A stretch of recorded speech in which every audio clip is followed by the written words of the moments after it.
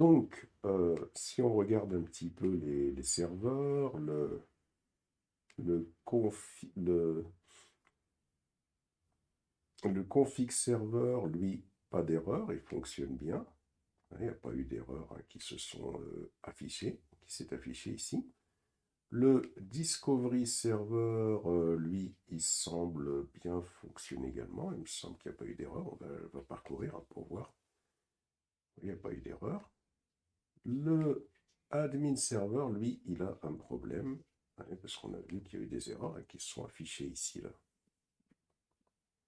Donc, quelles sont les erreurs qui sont affichées? On voit que il a un problème pour trouver le Discovery Server. Donc apparemment, on est sur un problème de DNS. Hein. Donc ce qu'on va faire, on va se connecter ici à la machine Vagrant. Donc, ça veut dire que il faut aller sur Docker Machine ou sur votre répertoire où il y a le machine Vagrant. On se connecte sur la machine Vagrant SSH. Et on va tenter de résoudre ce problème-là. On fait un clear ici. On va faire un sudo nano /etc host. Et ce qu'on va faire ici, bon, on va faire plusieurs choses. Hein, 192.168.33.11 déjà. On va mettre que ça va être associé à discovery-server et à config-server. Alors ça, c'est l'adresse IP de la machine vagrante.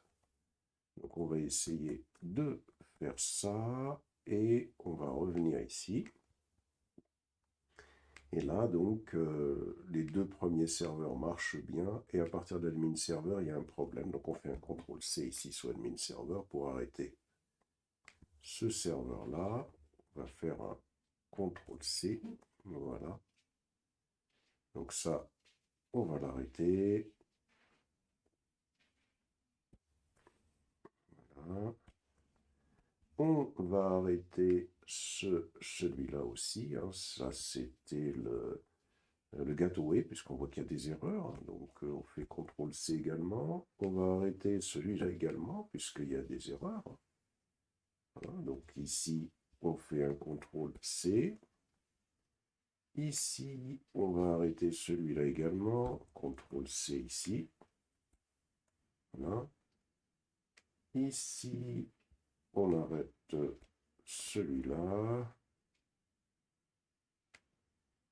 Donc à la rigueur, on peut d'ailleurs tous les arrêter hein, si on souhaite. On arrête nos différents serveurs. Donc il y a deux serveurs qui continuent à fonctionner, celui-là et celui-là. Et les autres, là, on va les supprimer. Donc on va les envoyer à la poubelle. Voilà. Donc, on laisse fonctionner que le config server dans le premier qu'on avait lancé en premier, le config server. On l'avait lancé avec la commande. Alors c'est plus bas. Hein. On avait lancé le config server. On l'a lancé. Il faut remonter. Hein. Voilà. On avait lancé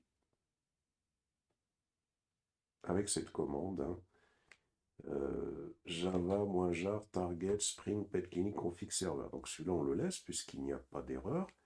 On laisse le discovery server, même chose, hein, puisqu'il n'y a pas d'erreur. Ça veut dire que quand je lance actuellement, quand je lance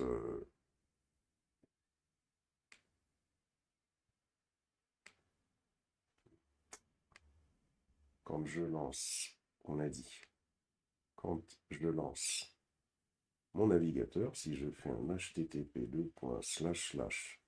localhost 2.8888, on valide. devrait obtenir notre serveur config serveur. Et si je fais 8761, je devrais obtenir... Ah, 8761 risque de ne pas fonctionner. Le 8700... Est-ce que c'était bien 8761 déjà pour commencer? Je ne suis pas sûr. On revient sur le Discovery Server pour voir sur quel port il s'exécutait. Alors, si on revient dessus, c'était sur le port... C'est le Discovery Server, hein, c'était celui-là. Et là, donc, on est 8761, c'est bien ça. Hein. Donc ici, 8761. Et c'est pas localhost, hein, c'est 192. Oui, c'est 192.168.33.11. Hein. Voilà, 8761, 33.11, on a dit. Et voilà. Alors, le 1761, c'est parfait. Voilà, le 1561, c'est parfait. Et le 8888, ça marche également. Donc maintenant, on va essayer de voir si on peut lancer les autres et est-ce qu'on a une erreur qui va se poser. Donc, on va sur un new terminal, un ls. On va sur, on va faire un java -jar. On récupère le service Spring Pet Clinic admin server, on fait le /target, on fait le sp, un petit, alors il y a quelque chose, Spring Pet Clinic admin server. Ah oui, le target, est-ce qu'il existe encore le target par contre? Parce que il me semble que je les avais supprimés. Alors, on fait ça. Oui, donc on les a supprimés. Hein. Ce qu'on va faire, parce qu'il y en a qui fonctionnent encore en mémoire, hein, c'était les anciens. Donc ce qu'on va faire, on va tout supprimer en fin de compte. Hein. Voilà, voilà, voilà. Tout simplement. Et là, on va tout se refaire d'un coup. Ça veut dire que voilà, on a bien fait de conserver le fichier pom.xml hein, pour que on puisse... alors on va faire un new terminal ici. ls, on va faire un mvn install. Alors on va le faire d'un seul coup. Ce fichier pom.xml nous aide beaucoup, sinon on est obligé de rentrer dans chaque dossier, là comme on est en phase de test et de prise en main. Au moins, là on va pouvoir aller un peu plus rapidement et on patiente un petit moment. Alors une fois qu'on a fait ça, on va relancer les applications. On y va. Java -jar. Le config serveur qui est ici. On le lance. /target /sp. La petite touche de tabulation. Et on y va. Maintenant qu'elle se lance tranquillement, cette application.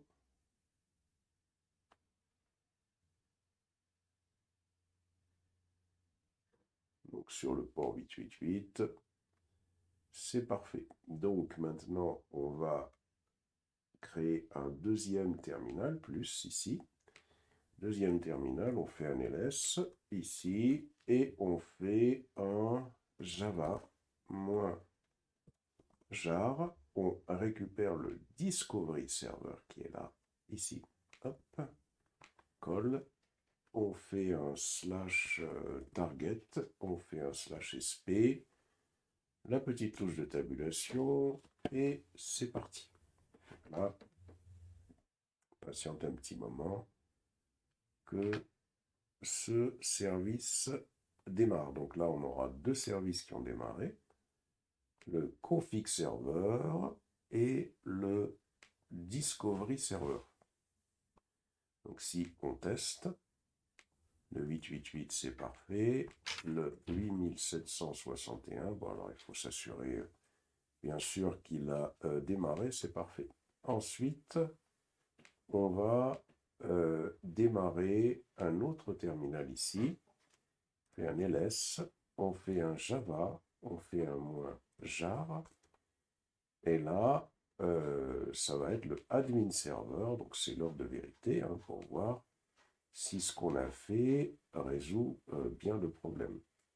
Slash, on se fait un slash target, slash sp, la petite touche de tabulation, et on valide. Patiente un petit moment.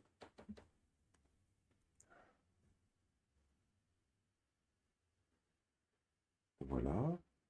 Alors voyons si le message d'erreur apparaît toujours ou pas. Il faut regarder, hein, pour voir si le message d'erreur arrive. Puisque c'est là, normalement, si ça se passe bien à ce niveau-là, ça devrait le faire, hein, s'il n'y a pas de message d'erreur, hein, qui se... Donc, en l'occurrence, bon, pour l'instant, on dirait que ça a l'air de marcher. Alors, voyons, donc si on arrive bien sur le 90-90, hop, 90-90, c'est parfait, donc ça a l'air de, pour l'instant, bien se passer. On clique sur le plus, on fait un ls, et on va lancer donc l'application Java-jar. Et là, on va récupérer l'API Gateway qui est ici. Voilà, on colle le petit slash target, le petit slash sp, touche de tabulation, et on envoie. Heure de vérité là également pour voir si ça va bien être enregistré dans le config serveur et dans le registry sans qu'il nous signale une erreur. Donc là, pour l'instant, ça a l'air de bien se passer. Il n'y a pas d'erreur, hein, comme tout à l'heure. Hein. Il n'y a pas. Donc ça, c'est pas mal. Donc là, voilà. Voilà. Ici. Là, ça a l'air de bien se passer. Là aussi. Voilà. Donc là, c'est un problème. Là, par contre, on voit qu'il y a un problème. Alors, il faut aller voir quel est le problème. On remonte. Alors, il nous dit... Alors ça, par contre, c'est pas un problème parce que il tente de se connecter au service qu'on n'a pas installé, c'est le service de log. Ce service-là, comme on ne l'a pas installé, donc il dit que la connexion est refusée. On n'a pas besoin de l'installer, donc ça, c'est pas une erreur par rapport au service qui fonctionne actuellement. On n'a pas d'erreur par rapport au registry, par rapport au discovery server ou par rapport au config server. L'objectif, c'est que notre application fonctionne à la fin. Donc, plus ici, on fait un ls, on fait un java-jar, on récupère le customer service qui est là, on le colle, et on fait un slash target slash sp, touche de tabulation, et là, on patiente un petit moment, le temps que tout se passe bien. Voilà, donc on a le customer service, hein. Là, donc il démarre sur le port 8081. Ensuite, une fois qu'il aura démarré, on fait un ls. Et là, on va démarrer le vet service. Donc on fait un java-jar. On récupère le vet service qui est ici. Voilà, on le colle. On va à la fin, on fait target slash sp, la touche de tabulation, on envoie. Donc, il ne faut pas que celui-là également nous signale un problème.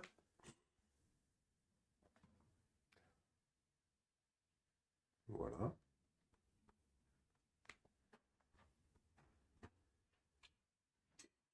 Donc, a priori, donc il n'y a pas de signalement de problème à part le serveur de traçage.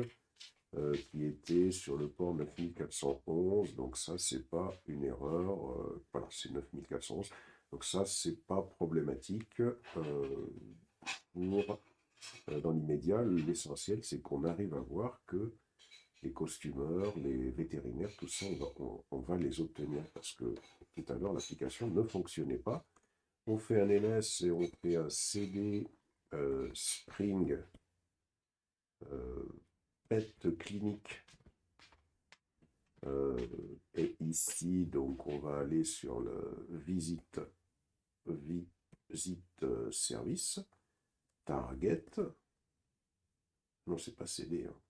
C'est Java moins jar. Java moins jar pour démarrer le dernier service, un spring pet clinique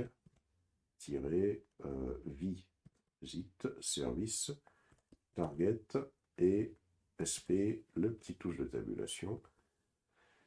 Et voilà. Alors maintenant, l'idée c'est si tout ça a bien fonctionné, à part le message pour le serveur de traçage, hein, on le voit que c'est le serveur de traçage parce qu'il suffit de remonter ici, et si vous allez lire la documentation, donc là, il ne crache pas par rapport à config serveur, il crache par rapport au service qui est sur le port 9411, qui est le serveur de traçage. Allons voir si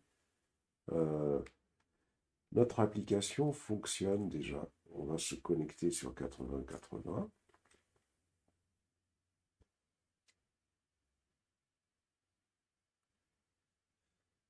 Voilà, donc des fois, il faut patienter un petit peu. Et là, j'affiche que l'application doit fonctionner, mais il faut patienter un peu. Voilà, notre application fonctionne. Est-ce que les costumeurs, on les a? On les a pas, donc il faut peut-être patienter un peu. On va voir. Voilà. Donc là, ce qu'on n'a pas, c'est ça. Si, c'est bon. Voilà, ça marche maintenant. C'est fonctionnel. Les vétérinaires, c'est fonctionnel. Et l'enregistrement, ici, tout est fonctionnel. Faire submit. Voilà. C'est parfait. Donc là, tout marche très très bien.